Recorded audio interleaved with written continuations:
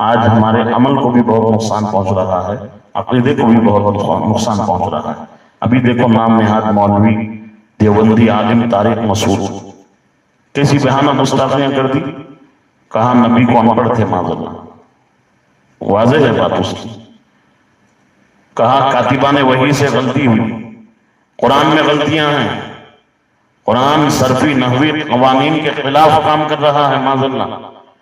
نبی اپنے سامنے غلطی ہوتی ہوئی دیکھتے تھے، لیکن صحابہ کی اصلاح نہیں کرتے تھے، کیوں؟ وہ ان پڑھ تھے معاذ اللہ۔ یہ نام نہاد مولوی داڑھی ٹوپی رکھنے والا، عالم کہلانے والا، مفتی کہلانے والا، یہ توہین آمیز کلمات بک رہا ہے۔ بتاؤ جب قرآن کو مشکوک کر دیں گے، نبی کی ذات کو مشکوک کر دیں گے، صحابہ جیسے عظیم ہستیوں کو مشکوک کر دیں گے، تو دین کہاں باقی رہے گا؟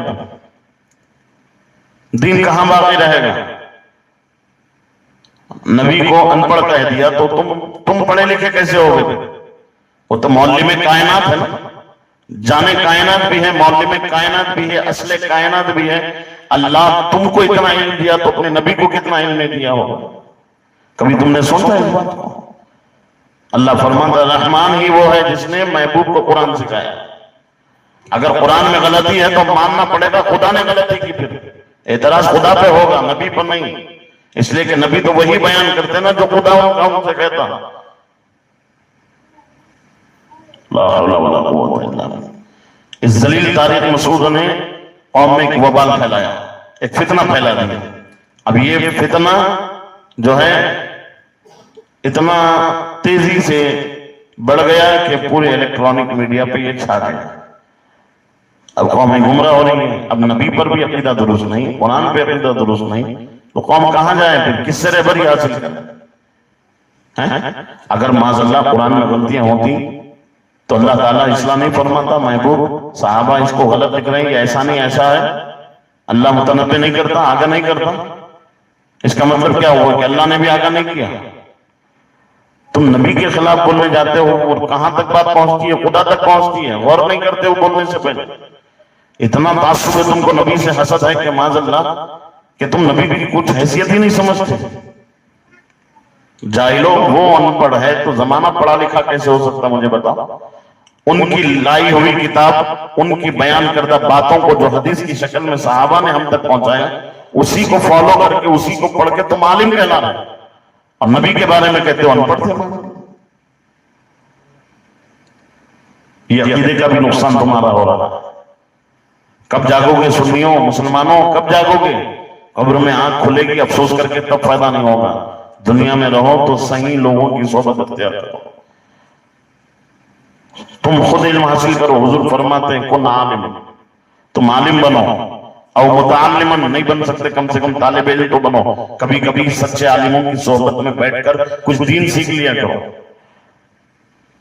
او مستمعن، کبھی عالم کو سنو، اور محبن لہم، کم سے کم ان سے محبت تو کرو۔ وَلَا تَكُنِ الْخَامِسِ، پانچویں نہ بنو، پانچویں بنو گے تو ہلاک ہو جاؤ گے، برباد ہو جاؤ گے۔ صرف عالم بن کے رہنا ہے، یا صرف طالب علم بن کے رہنا ہے، یا صرف عالم کو سننے والے بن کر رہنا ہے، یا صرف عالم سے محبت تو بھی کم سے کم کرنے والے ہونا ہے۔ ان چار چیزوں میں ہی ہماری زندگی ہے، پانچویں بنیں گے تو ہلاک اور برباد ہو جائیں گے، یہ نبی نے فرمایا۔ اتنی غفلت کی زندگی مت گزارو مسلمانوں کہ بعد میں پچھتاوا ہو، قبر میں کیا منہ لے کر جائیں گے ہم اپنے آقا کے سامنے، کیسے سامنا کریں گے اپنے نبی کا؟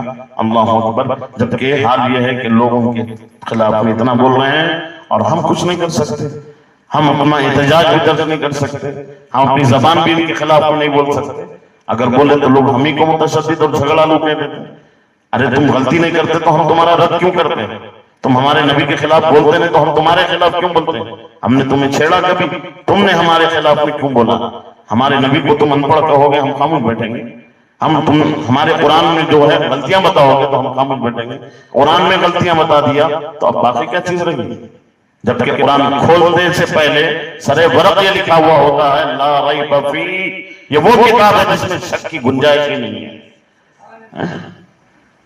تم نحو صرف کے قواعد کی روشنی میں کتاب کو ماتو گے تو لوگ، قرآن میں جو ہے وہ حق ہے، اگر قوانین کے خلاف ہے تو قوانین غلط ہیں، قرآن حق ہے۔ یہ عقیدہ رکھنا چاہیے. نہ وہ صرف یہ بات کی چیز ہے، قرآن پہلی چیز ہے. قرآن کے مطابق قواعد ٹکرا رہے ہیں تو وہ قواعد ہے، ورنہ وہ قواعد نہیں ہے. تم قواعد کی روشنی میں معذرت قرآن کو غلط بولتے ہو.